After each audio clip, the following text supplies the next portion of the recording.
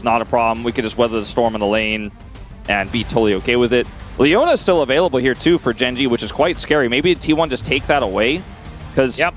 I mean, Shen is likely the support. Oh, right. You're right. You're right. But could be played top lane. It can be, depending on the matchup. We don't know what the matchup is yet, so I was getting ahead of myself a little bit there. Yeah, should be counter pick for Doran, you'd expect, but Keria might want to hold on to that. Seraphine. Instead, Seraphine is coming out, and that will be locked in here. So Ezreal Seraphine is a lot of poke and a lot of lane control, but they're already showing a Ziggs.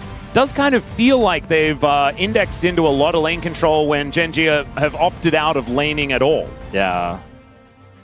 It's not the most amazing Seraphine angle either. That's a Varus.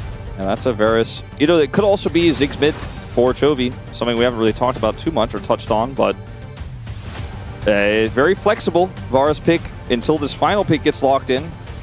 Find out what that support is going to be. There are a lot of weird things that you could do with this, right? Like, where is the Shen going? Where is the Ziggs going? Where is the Varus going? And where's the Anivia going? Yeah, see? The Anivia could be top lane. The Varus could be top lane. The Anivia could be mid. So the Ziggs could be mid. Who knows? They're saying, Doran, you have counterpick. Can you counterpick all, all four? Or all three, I suppose, in this case for top lane. Jax to be the option here for Doran into whatever it may be. It doesn't sound fun for most of them. It feels pretty good for Varus. Yeah, and okay, so I think it would also feel really good for Shen to play into the Jax. I'm not entirely sure. Of course, Shen does like to auto-attack as well, so it's sort of like Twilight Refuge versus Counter-Strike, which is going to find the most value. It's going to be a really good front line and Seraphine extension. Yeah, and it's also got Owner on his Xin Zhao. It's the second Demacian boy that he's playing so far today. He was phenomenal in the job, and see how he goes on the Xin as we get onto the Rift for Game 2.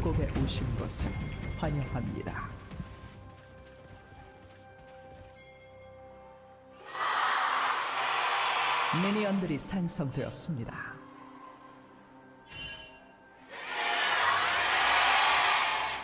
All right, nailed it. There was a big delay because you could barely hear the leader of the fan chants, but then it happened, and I didn't speak over it this time. There you go.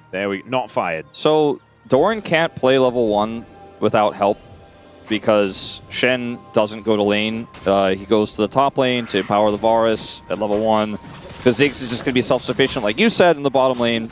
So we just have this kind of glob of T1 trying to get something done for Doran here as Keria finally comes up here. Geen is in melee range, so he doesn't like that too much. Yeah, so it's a little bit dangerous. Duro is now moving up, see whether he can defend, as Leap Strike does bring Doran closer. Keen, a little bit worried about how this one's working, but there is the taunt onto Ona, and the Hail of Blade's actually working out very nicely here for Duro to get that extra damage. Canyon's moving over, and Ona might have to give this one up. Has already taken the Raptors, so it's already a successful invade, but if they die, that is not what success looks like. That's a pretty cute little Wind Becomes Lightning flash there from Ona to get himself out, but he still has to expend the Summoner spell. Yeah, the biggest win for T1 is that the red buff resets. Gen.G are going to get their hands on this. Will be a big delay here from Ona. He's now flashless. Keen also didn't get an impressive level 1 start that he was hoping for. Ended up taking a little bit of damage there from Doran, but it's going to be very comfortable with this wave state right now, especially with Canyon right there, kind of hanging out at his side door. So just go back to a fairly normal game from here. Yep. Duro is going to the, okay, I was going to say going to the mid lane. He's hovering in the mid lane right now at level 1 to try to potentially get a punish here onto this Rise that's very far up. He has Flash still, so Faker needs to be careful. Yeah, Duro actually just going to go and get in here. No Ghost available for Faker. Had used that one previously. Chovy 5-1 on the Anivia thus far. Also Keen undefeated on this Varus that hasn't played it all too much. As now Ona could be in a little bit of trouble here. Steals away the Wolf Camp, and Duro's going to make his way in. Ona without Flash is just going to get taunted up and destroyed. And that is the proactivity that we've been looking for from Gen.G. But Faker is also going to get on in here, seeing whether he can push them away. Keria taking a lot of damage as Ruler throwing the bombs around. And now Pays should be able to execute him. Picks up the kill. All baited there beautifully. And Duro went for the play here. Puts the flash on cooldown. Keen is able to get himself out. but still looking good here for Doran in the top lane. Yeah, the wave towards Doran here as well. So much time was spent by Duro to try to make this play happen that he's obviously very far behind in experience, but that does mean that he'll be able to catch up. Ruler's got some additional ones, but he died. If Ruler was alive there and actually had farm, he'd be in a much better spot. Pays is behind him right now, trying to make another play. Yeah, there's the minefield, as Ruler is level 4, so does have access to this set. Pays also has exactly the best there from Pays. Pays also has TP, so if he just gets half of Ruler's health bar in a trade and then TP's back in, he's fully in control again with already more than double the farm of this Zig. So Gen.G warped the top side of the map with this Varus pick, and whenever you have a ranged top into a melee top in this meta, you always have the silly level 1 where a bunch of craziness happens, right? But is it really working for them even though they had the proactivity? That's the real question as Ruler flashes early here. Pays just doesn't miss on this Ezreal, chips down this turret, and then they just continue to chase here. This was kind of cute from Ruler, though, to just use the minion wave in order to try and kill Carrier. Obviously, Pays outplays it, lands all the abilities, takes down the Ziggs. But I think it was a kind of cute attempt. But Pays just a little bit too good, as it turns out. Well, Duro is still, if you're in a solo queue game, kind of in a reportable state, because Ruler is like, I already TP'd. I would like to kill the minions, please. Yeah, where is Duro? Duro is supporting Canyon. Not Ruler. Maybe there's another feud. Another AD carry in a little bit of trouble here, and it's Ruler. As he is now just going to mosey his way back towards the bottom lane. Obviously, it is a Ziggs, and he does just need to expect to be by himself for a lot of this game. Yeah, the little game show we do, you and I were on LCK Feud. Yep. Yeah, the sound of that name's a little realer now. Yeah, a little bit. As Carrier is just going to push Ruler away. They are going to be able to get this first dragon with this amount of control. And Doran is behind as well, but this means way less, I think. Doran is still a Jax that's still going to be able to do a lot in this game, whereas the Ziggs is basically out of the game entirely for a while. It's also the best first dragon as well. Ocean Drake is fantastic for the early lane as far as just a singular Drake is concerned. Yeah. So really good hit for T1. The other problem is when you're playing, oh man, Pays he's just so good in the lane, and obviously it's a tough matchup to play as Owie! Because okay. Yeah, Ruler is he's not going to begin to have fun for quite some time. I don't know if he gets to have fun ever in this this choice they've opted in for this draft. And it's like not about the fact that they picked Ziggs, it's about the fact that they tried to put Duro on full roam duty and said, you'll be fine against Pays. That's Pays, though. He's the guy who generates the leads. We saw it in the last game on the Lucian pick. Oh, no way. Don't do it to him. He has to cancel the back. Might now have to wait for the minion wave as Duro somehow gets out of the way of that Scryer's Bloom. Could be important here. As Duro's still level 2, ladies and gentlemen. I wonder whether he will ever get to 3. As over he goes, gets a preemptive flash out of Carrier here. That's just a Hex Flash from Duro. Nicely done. Trying to grab that 3 icon next to Carrier's portrait there. Yeah. Steal that one away. Want level 3, please. Threatening a Realm Warp. This is such a bad game state here for Gen.G. Chovy might be able to make a play, though. Yep, does find the stun onto Faker. He's ghosting. There is a Varus making his way down the river, though. Chains of Corruption goes wide, but Cease and Desist cannot actually go wide. Chovy's going to pick it up with a Glacial Storm, and Gen.G will grab their second kill of the game.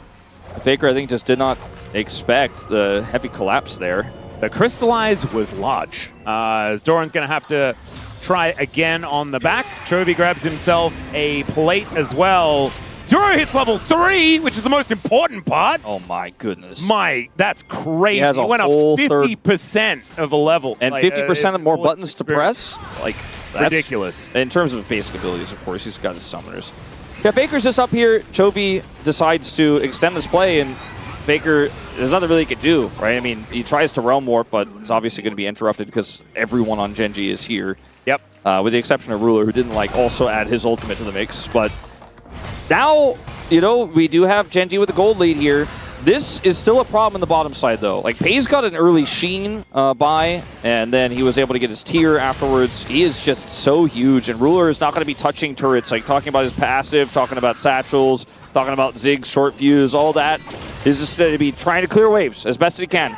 20 CS deficit at 4 minutes into the game, that's huge. At 8 minutes, it's still pretty big, but it matters less and less if they can stabilize here. But right now, this Ezreal is still a problem that needs to be solved. T1 will grab this top side objective as well, so not a single grub for this Ziggs composition here. Jax having 3, pretty scary. Yeah, there's a counter-strike onto Keen, but now that's on cooldown. As the Vault Breaker comes in, Canyon no flash to follow, but they get the flash out of the Jax. Very happy about how this top side of the map is going, but Chovy having to put his flash on cooldown is a big deal. Means that he cannot position as aggressively here in this lane. As Rula just continuing to get hit by every single button. Minefield does go down, so at least Pays will take a little back himself, but this is not an even trade. This is kind of risky here for Gen.G. Carriers here. Doran's also collapsing. Chovy moves over a control. They get vision absolutely everywhere. There is a secure on the blue buff, but it's a decent taunt to land. Still, there is going to be that great Crescent Guard. Still he goes down. Doran gets in there. It's a massive counter-strike, but where's the follow-up?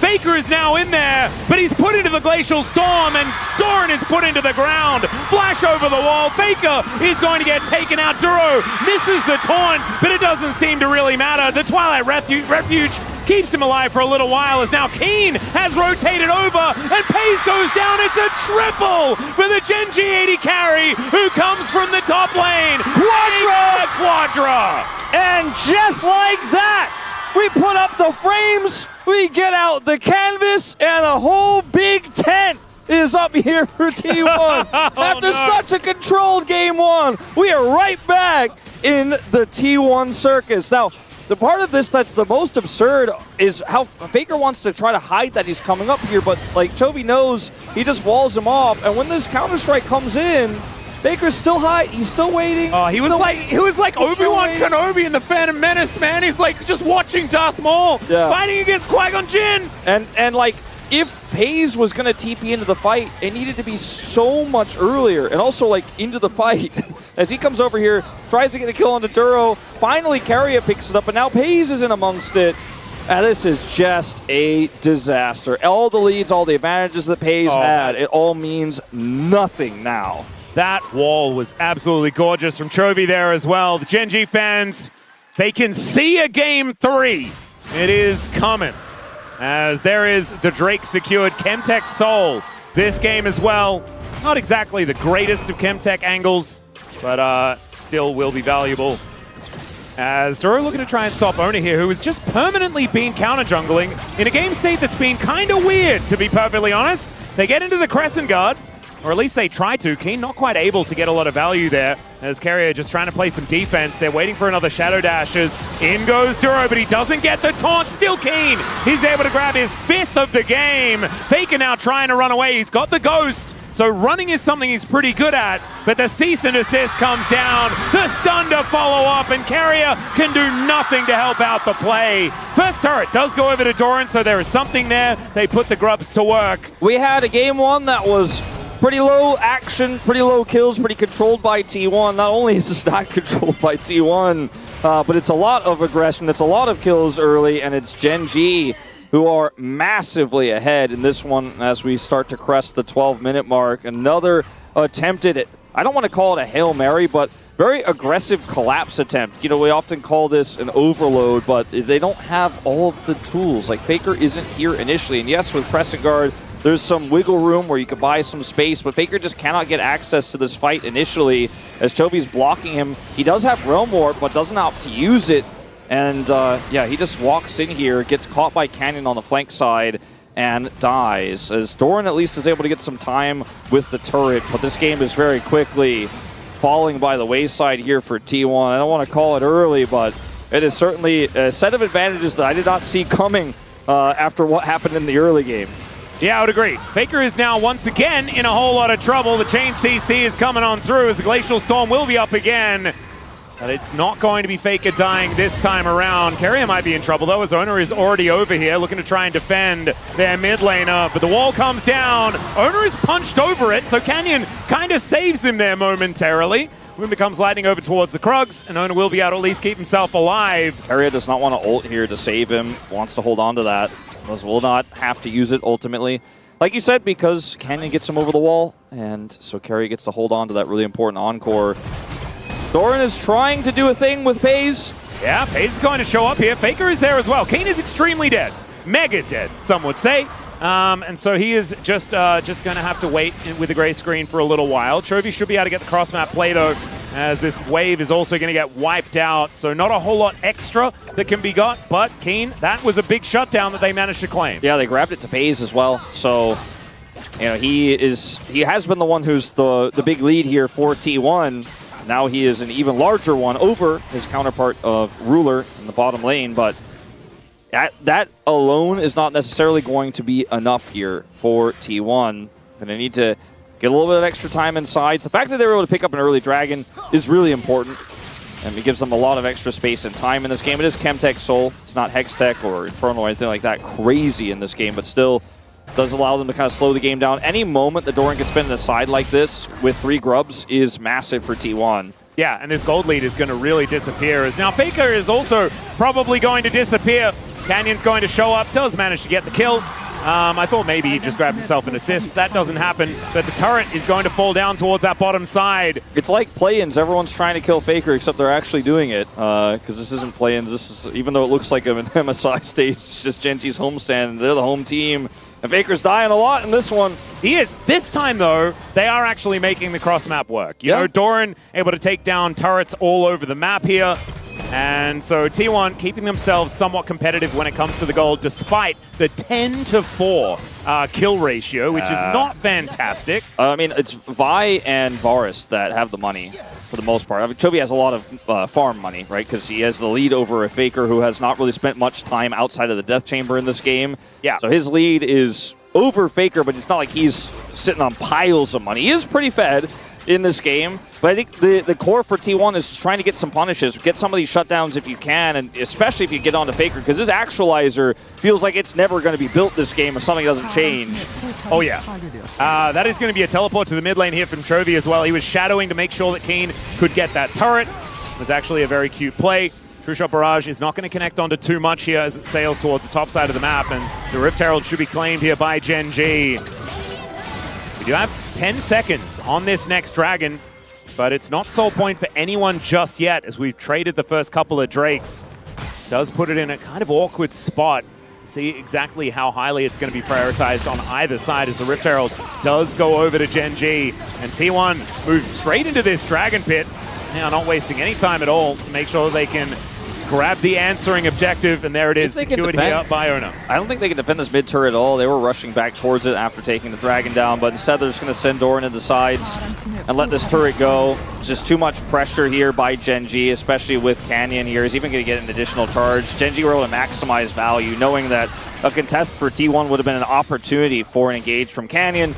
And Doran, because his bottom turret was already gone, he's going to get a big push here. I don't know how much damage he can actually get done to this turret itself. Keen opts not to TP, so he actually will get to wail on it a little bit here and take out 2 plates. So it is a significant cross map, but it is definitely not equivalent to what Gen.G got. And that second Dragon for T1 is a win, but it's not a massive one. And Gen.G right now just need to get to a point where Ruler could just farm up waves and otherwise just drop a bomb on any team fight that Canyon sets up and continue to control the map, similarly to how T1 did in the last game.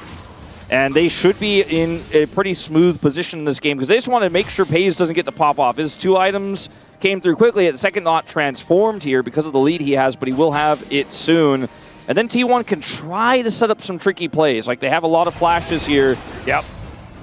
Ruler, though, has gone for the Blackfire Torch. I'm not a huge fan of this. I kind of like the bursty zigs with the Ludens. Tough from behind to make that choice, but I do agree with you just in general. Yeah, I mean, I guess there's a lot of champions that are going to be diving in towards you, right? You can get a fair bit of consistent damage on the front line with Chovy's amount of control. I mean, there's I guess, an argument for it, but I'm still a little bit less of a fan. Maybe it's just Orcs' influence, as Chovy only kind of likes that build. Is 7 Rod of Ages, or over 7, really. Stacks ahead of Faker. That is a lot. Now. He's also like 90% kill contribution as well with 108 in this game, which is kind of insane with how scrappy this game was going in the early stages. Has moved to a 3,000 gold lead for Gen.G. And there's the Crystallize coming on down. Doran not exactly happy about facing off against this Anivia as Canyon dives on forward. They're looking for the last remaining outer turret. They might be able to grab it here. Let's see if T1 kind of commit here. This feels like a bait by Gen.G. They want to force the fight using the turret as a pressure point. Duro's on the wraparound. I think they should just give this up.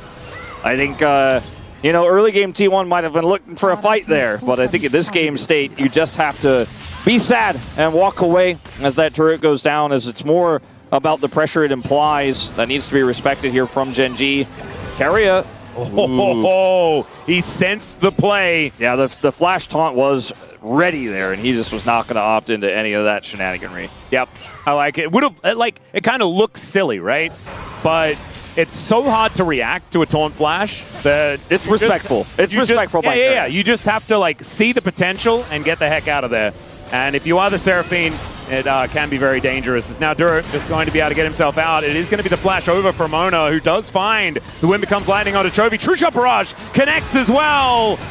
And there's the Rune Prison taken down to the egg. Let's see whether the damage can come on through. The Encore, fantastic. They take out the egg, but at what cost? As Ona and Doran both fall in the pit. Keen is going to break his arm guard. That might actually keep him alive, as Ruler is controlling space in this river. A 2-for-1 in the end. I mean, Faker is basically healing people with his items right now. He's not really able to do a whole lot there. He was set up. He was right in the place where he needed to be. He's healthy enough to offer some damage, but the damage just doesn't hurt. Keen just kind of ignores him there. And so initial play there from Owner was quite aggressive. It looked like the T1 numbers advantage was there, but Chovy's able to buy time with the wall. So watch this again. Duro gets over the wall. Owner wants to flash here, but then finds himself on the wrong side of this wall, is getting slowed by Chovy, who's out of mana. And because Chovy has his passive here, Gen.G could just kind of regroup and then look for the turn here. As the Seraphine ultimate is decent, catches Keen, but he just doesn't really take that much damage from the carries here. Also gets to go golden to avoid some of the damage from Paze, who's pushing on to Ruler. And the target selection is kind of all over the place in the aftermath for T1. Yeah, just got a little bit split up towards the end there. Not a whole lot of safe spaces to do battle. But killing Chovy, definitely a big deal. He had a gigantic lead, as we were just explaining before. But he kind of continues to do so. Yeah, it's a little smaller, but it's also going to be more difficult to kill him now. I mean, I know he doesn't have the egg at this point in time, but the Seraphs is now done. He's building towards his Chovy cannon. Yeah, Faker's next item in soon. Was a mana crystal, so that doesn't do damage either. Oh, okay, now he's found the chapter. Chapter, all right. It's in there. Also, there's a gigantic lead in the jungle as well. Canyon, as we can see on our screen right now, 6-0 and 4 on the Vi. And he is representing a lot of shutdown gold. If T1 can ever actually get a kill onto the Vi, who will be in a dangerous position, you could imagine, in a lot of instances. But looks like the Dragons are going to be equalized. Honestly, this is kind of a favorable game state in this moment here for T1, because they're letting Gen.G have the Dragon. Faker's getting money. I mean, he needs it desperately. They just need to stall this game out. That's really their best bet here. And so Canyon gets Dragon, but they're not opting in for a fight. They're not going to give Gen.G the team fight they want right now, while Gen.G are giga ahead. And so Faker gets some extra time in a side, takes 200 of the gold lead away from Chovy. There you go. I mean, I'm really reaching for silver linings here, but I think T1 played the situation correctly. I think that was the best they could have done with Gen.G with having that much control. The fact that Faker was able to push that far up and get those waves in itself is, I think, as big of a win as you could hope for right now. Well, I do want to take a brief moment to say that Owner and Carrier's skins looks really, really cool. Sure, yeah. I haven't seen that Seraphine skin all that often. And Owner with his cape looking absolutely phenomenal. That's another silver lining here. Yeah. Is they look stylish in this moment. One of the negatives is we could have had, 6 T1 skins in the game. Yeah. Because I think there's a Jax one. There's definitely a Ryze one. Faker is definitely not going to be using it. Does Ezreal have one? I don't think so, but there is definitely a Varus one and a Vi one. But now we've also got a very dead Owner, as Gen.G utilizing Duro's ability to get anywhere on the map pretty effectively here. But in the delivery, Duro in position. The Encore goes completely wide, but Duro is going to be taken down, left on his lonesome. And Chovy, it's a great stun onto Doran to avoid that counter-strike. And now he's just kiting them around. Another stun comes in. Paze will find him, though. The Arcane shift forward. It's a decent dodge, but it is not enough. And Paze is going to be able to get his revenge. A second death here for the Anivia. Yeah, that was a really nice punish by T1.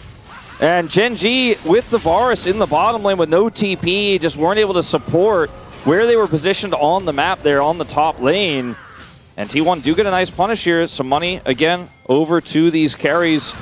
The Faker not picking up any of the kills. He's still super far behind, but he's part of how they set this up because he kind of baits Canyon in here.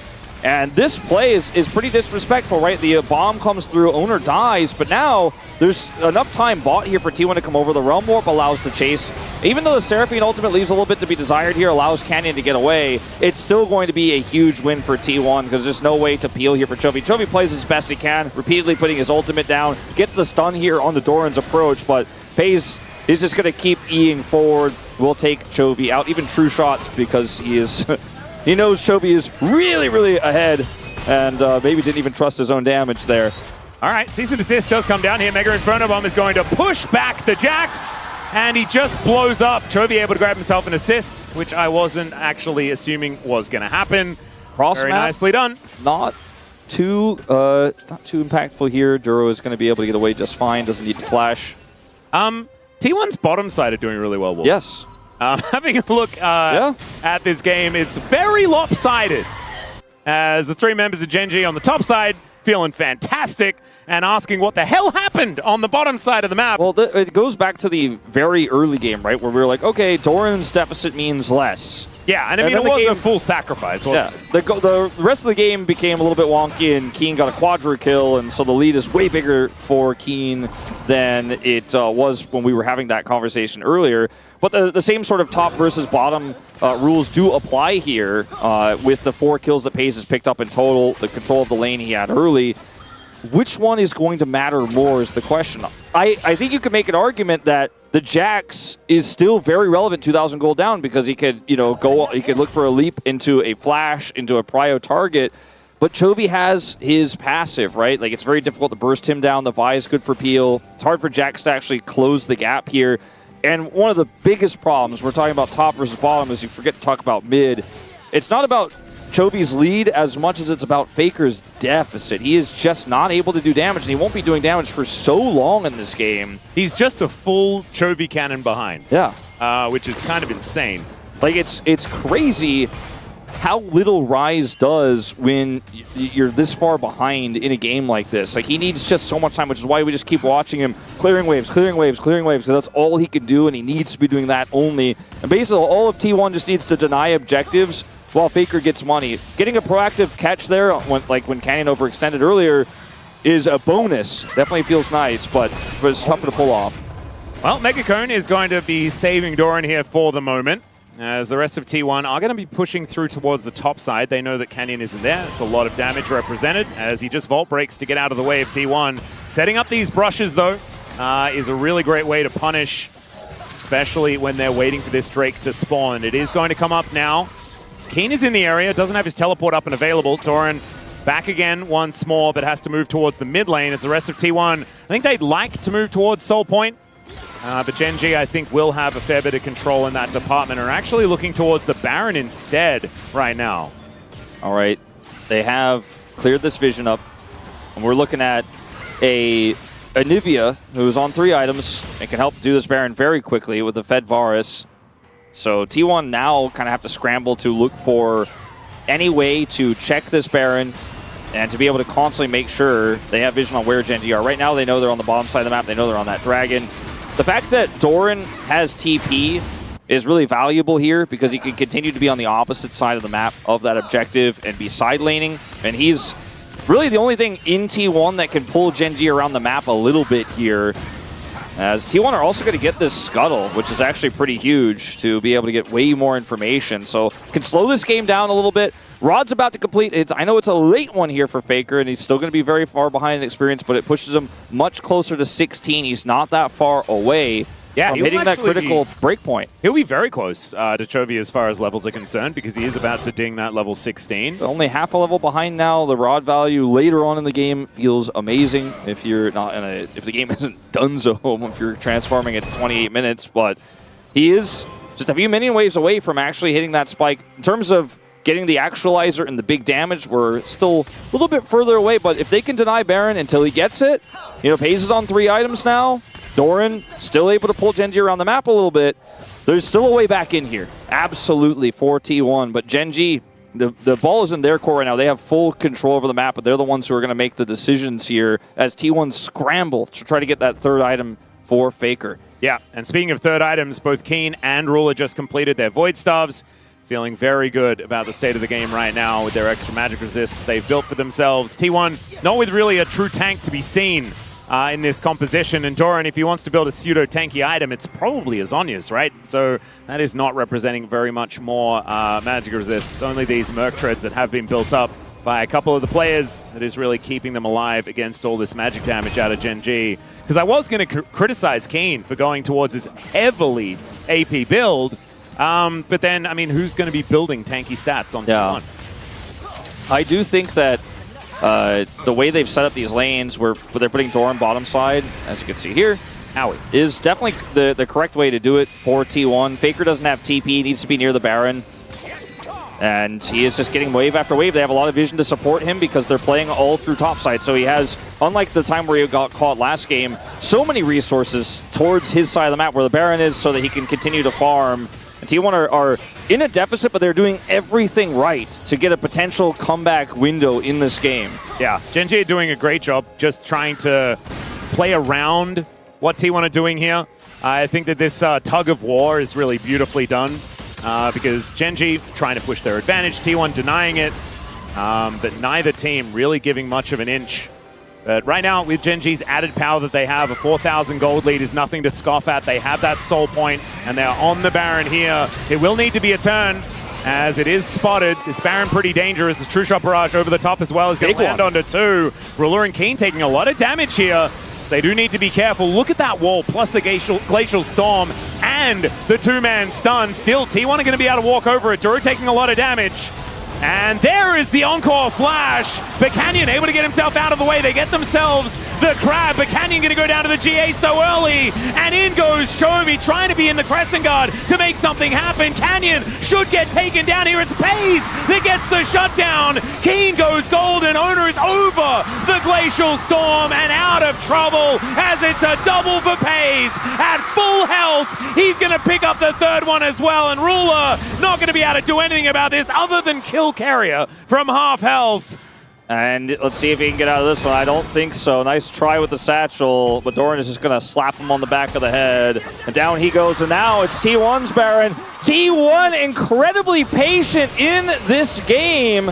And Gen.G, for the first time in a long time, finally got all the vision cleared on Baron. They were like, okay, now it's a good time to do Baron. But this True Shot Barrage is massive damage, and they turn off the Baron early, but without actually offering anything except a wall and an attempted Q from Ruler. So yes, the Baron's not stealable here, but they're not under threat, so T1 can play it slow. Carrier's flash engage here is pretty good, and with Owner's Crescent Guard, engaging on him is not the right call. And then the rest of the T1 get the backline access here with Faker's Realm Warp. Sure, he didn't get his actualizer, but he still makes a big impact in this fight, and now it's so split up here for Gen.G that Paze, there's just no one to lock him down. He could free fire in this one. Chovy will lose his passive and his life, and Ruler in the extended play, despite getting Carrier, will also die. And this comeback here from T1 was so well orchestrated. How they set up their lanes, the Baron vision, how they played through Faker and sides, was all accumulating for one hopeful team fight, one hopeful moment. They got it. They've got a gold lead now in this game, and maybe they could still get the 2-0 here despite playing against the Gen.G home crowd. And also, despite Gen.G having such a massive lead for so long, Duro takes a lot of damage from another one of these True Shot Barrages.